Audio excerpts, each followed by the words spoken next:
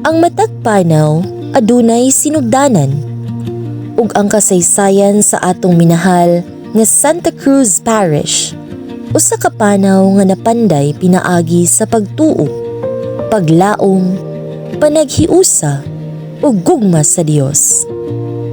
Niadtong 1938, mga Katolikong magtutuo gikan sa Bohol ang nagdala sa ilang patron nga Santa Cruz ngadto sa talikod. Dinhi nagsugod ang usa ka debosyon nga sa umaabot mahimong dakong bahin sa pagtuo ug kinabuhi sa katawhan sa isla.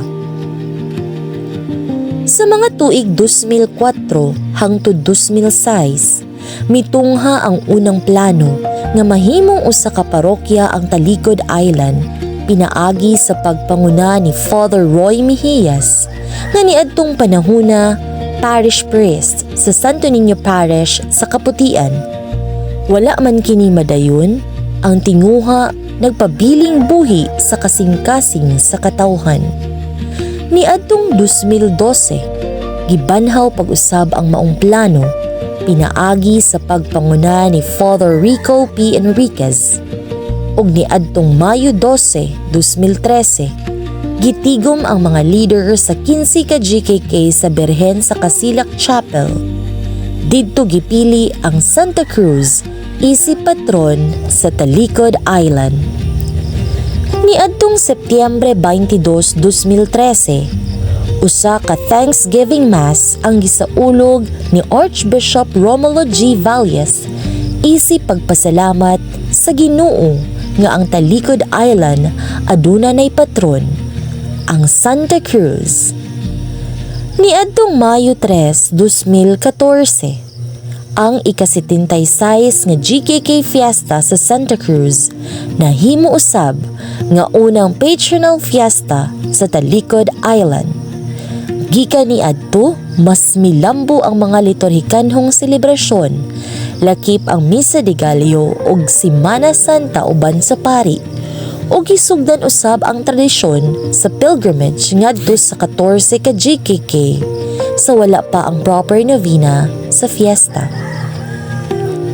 Niadtong Mayo 22, 2015, usa na usab ka mahinungdanong lakang ang nahimo. Ang pagpirma sa mga dokumento alang sa pagbalhin sa titulo sa yuta gikan nila Mr. ug Mrs. Felix Saldaña Sr. ngadto sa simbahan ang Archdiocese of Davao. Niadtong Mayo 3, 2016, atol sa ika-78 nga GKK Fiesta, gisaulog ang unang Kadaugan Festival nga mauusab ang ikatulong patronal fiesta sa Talikod Island. Ug sa Hunyo 2016, pinaagi sa mando ni Archbishop Romulo G. Valles, si Father Rico P. Enriquez nagsugod pagpuyo sa Talikod Island aron mangandam alang sa canonical establishment sa parokya. Hangtod nga miabot ang adlaw nga dugay nang gihandom. Usa ka adlaw nga dili na mapapas sa kasaysayan sa atong komunidad. Niining adlaw sa alas 10 sa buntag, canonically established ang Santa Cruz Parish, Talikod Island, Archdiocese of Davao.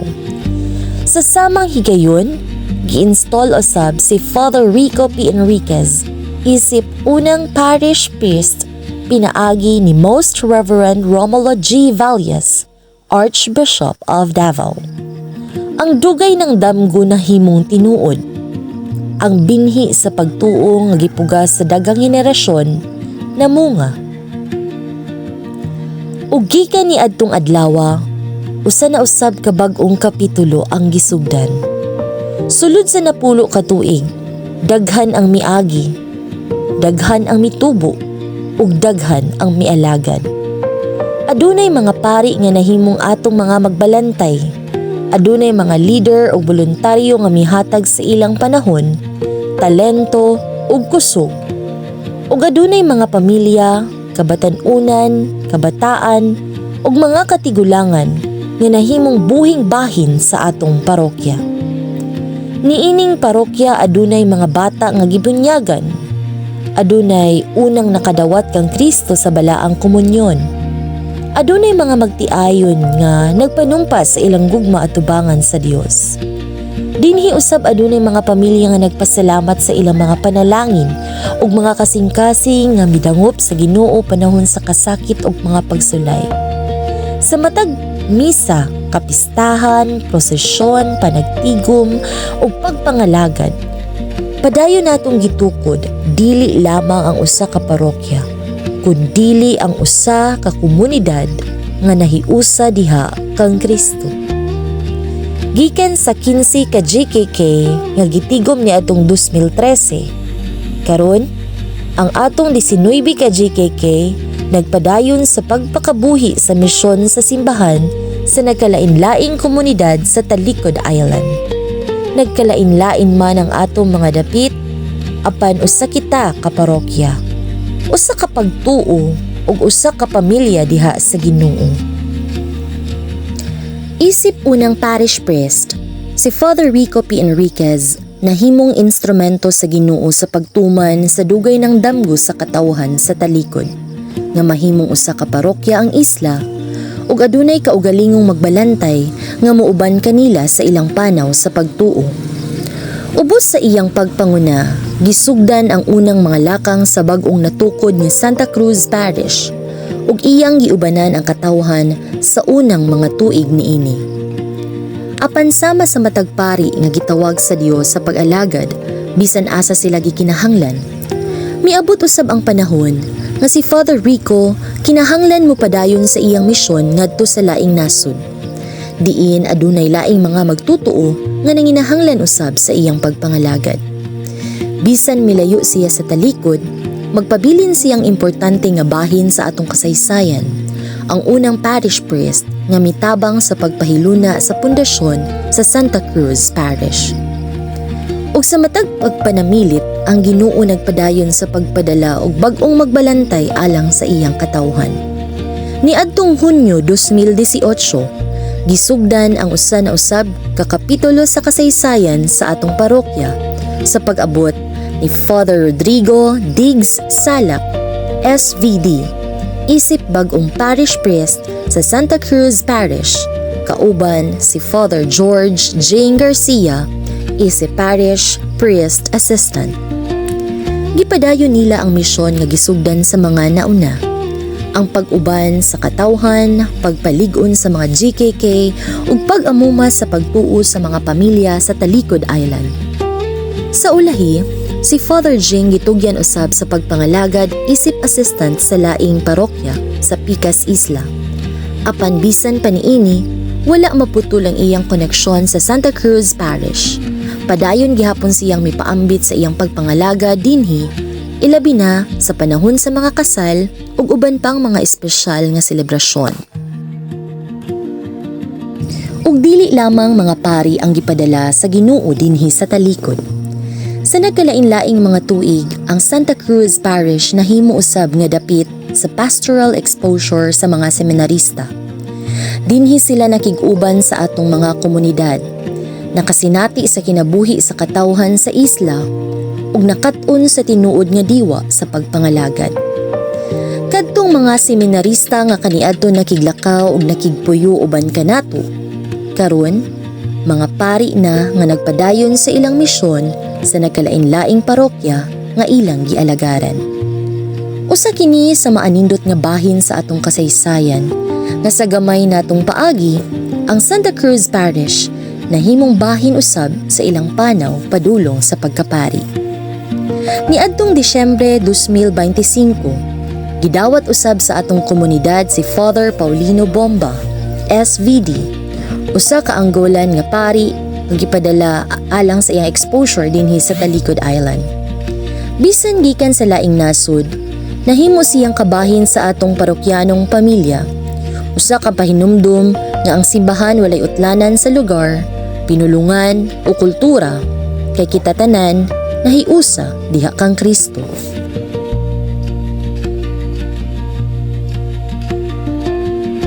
Tulod sa 8 ka tuig, Si Father Diggs nahimong suod nga kauban sa katawhan sa talikod sa ilang panaw sa pagtuo. Sa iyang yano o mapainobsanong pagpuyo, dali siyang nahimong duol sa kasing-kasing sa mga parokyano. Ug sa matag humiliya pinaagi sa iyang maanindot ug makahuluganon nga pagpaambit sa pulong sa Dios, iyang gitabangan ang katawhan nga mas masabtan ug madala ang ebanghelyo ngadto sa ilang adlaw-adlaw nga kinabuhi. Apan ang iyang pagpangalagad wala lamang kutob sa altar.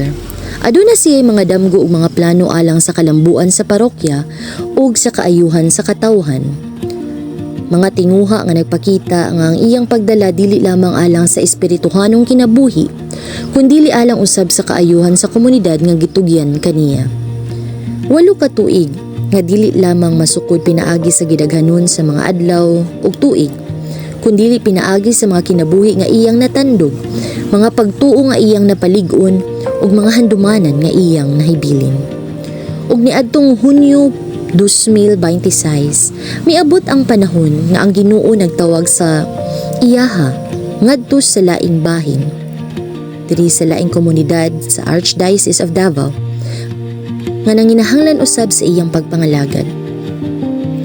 Bisan dili na siya ang magbalantay nga matag adlaw makita sa atong parokya, ang 8 ka tuig nga pagpangalagad ni Father Diggs magpabiling usa sa mahinungdanong kapitulo sa kasaysayan sa Santa Cruz Parish. Daghang salamat Father Diggs sa 8 ka tuig nga paglakaw uban sa katawhan sa Santa Cruz Parish.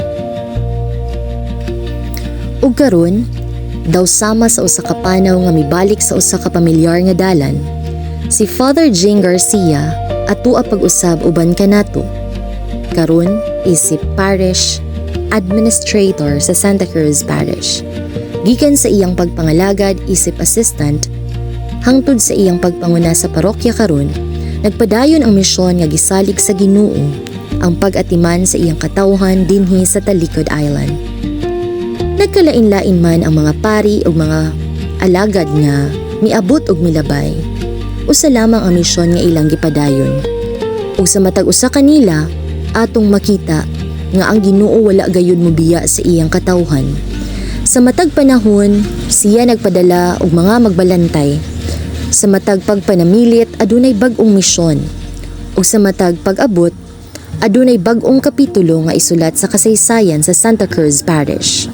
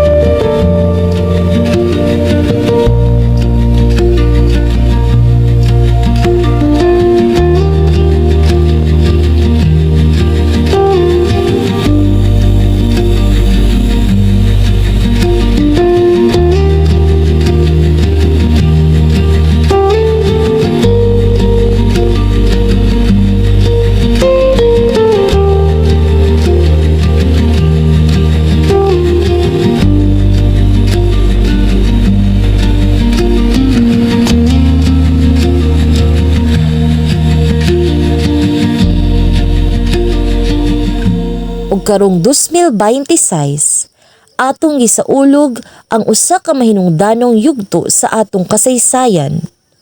Napulo ka tuig sa pagtuo, napulo ka tuig sa pagpangalagad, napulo ka tuig sa panaghiusa, ug napulo ka tuig sa walay hunong nga grasya sa Dios. Sa tanan nga nanguna ug nahimong bahin sa atong kagahapon, daghang salamat. Sa tanang mga matinud-anong nagpadayon sa pagpangalagad karon, padayon kita. Ug alang sa mga henerasyon nga mosunod kanato, hinaot nga atong ibilin ang usa ka parokya nga lig-on sa pagtuo, buhi sa gugma ug matinud-anon sa pagpangalagad. Kay ang atong kasaysayan wala matapos sa napulo ka tuig. Kini sinugdanan lamang sa daghan pang mga tuig sa atong panaw uban sa Ginoo.